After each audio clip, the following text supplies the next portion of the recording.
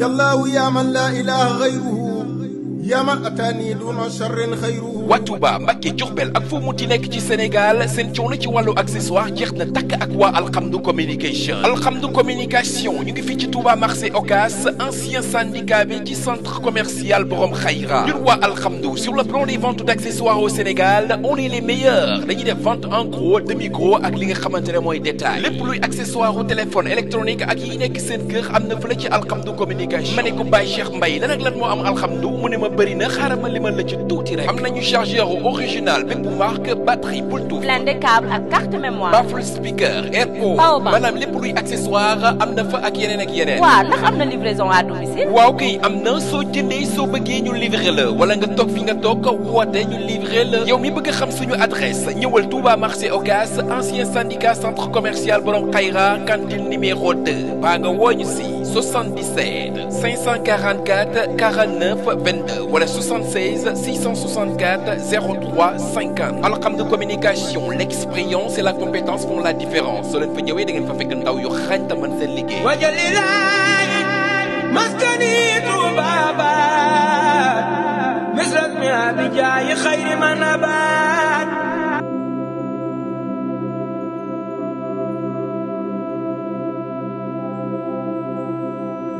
waa kii dafay am ñaar laaj yu mu doon laaj xam naa moom boo demee ab tukkikat la ndax nee na su fekkente da ngay tukkikat te am ñaari soxna te réew ma waaw am ñaari soxna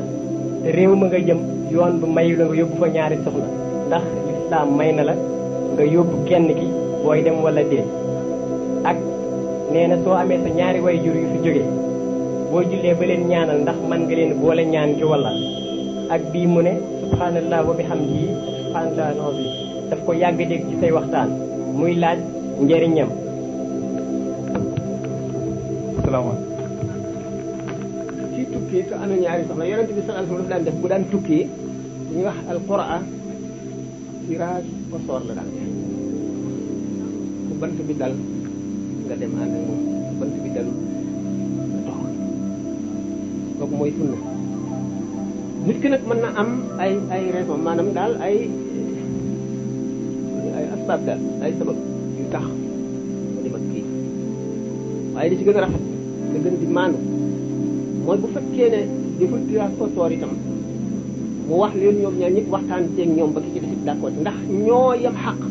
bis bañ ko mayee rek te fekk kii maye woon nañ ko lu mat ñeent fukki at ñoo yem xaq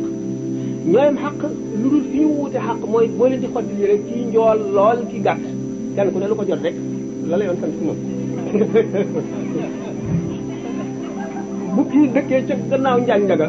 nga xam ne yëre yi ñuy sol foofu bokkul ak kii nga xam ne mu ngi dëkk Paris wala mu ngi dëkk Dakar wala Gorée yi muy sol bokkuñu kenn ku ci nekk fa mu nekk la ñuy sol loola nga ko war loolu mooy di la war mooy xaq nga xam ne boo ko defoon mën na la ko topp waaye loolu war léegi daal kon nit ki buy dem moom jékki-jékki rek daal di ne cëfit benn waaye kenn ki rek daal di dem ak moom bañ a wax ci des dara jaaduwul de na waxtaan ak moom ba d'accord ci mu yëgal ko bu mënu la tirage au sort itam nga def loolu na maslaha daal ba nga xam ne du dem ci tàngu xolu keneen ci wala mu ne ko damay def li ma neex wan ko ne damay def li ma neex rek jubul de te yomal xam bala ngay jéggi siraat àq jooju da nga ko fay de bu la ko baalul da nga ko fay ndax dafa war al qisma fil mabit xam ngeen ko yéen jàng arab bi rek bàyyi ko ki nga xamante ne ñaari waajuram dafa faatu. waaw ba tey bokk na ci li ñu waroon waxtaane bi ñu tàmbalee nit ki bu amee doomam yar ko yarul islam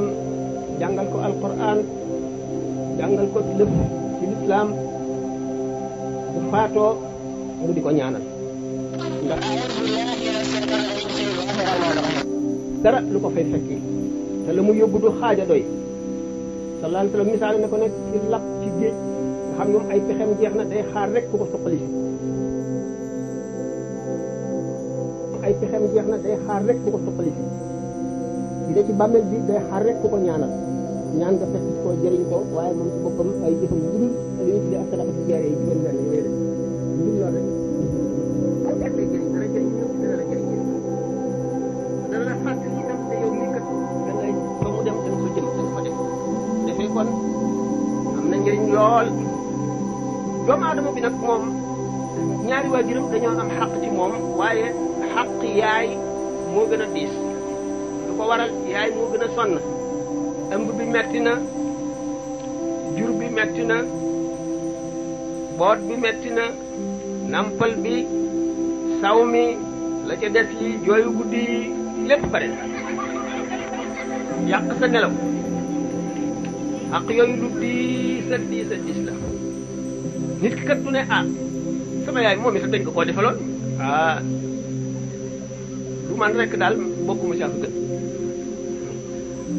ndax moom xamuloo lu mu fayee yaayam kon loola mënuloo koo sukkandikoo naan ku nekk koy def c'est naturel déedéet nga fàttali ko xaq jooju kon nag doom ji bu leen di ñaanal yaayam lay njëkkee soog a ñaan teg soog ci papa baayam bu fekkee ne daf leen a boole ñaan gi mën ngaa boole ñaan junni nit wala téeméeri junni nit jullit ñëpp mën nga leen a boole benn ñaan waaye ki nga njëkk a tudd mooy sa yaay sharia dafa def sax ne boo tukkee boo ñëwee indi ñu hadiyat surut maanaam nga indi charité booy jox xale yi ñu jigéen ñi ngay njëkk a jox soog cee teg ñu ba l'islam dafa àtte lépp ba bàyyiwul dara jëmm ji nga xam nag moom lañ ne fab na tànkam teg ci sunna mooy kii xalaat yooyu yëpp di ca jaar di ko jëfe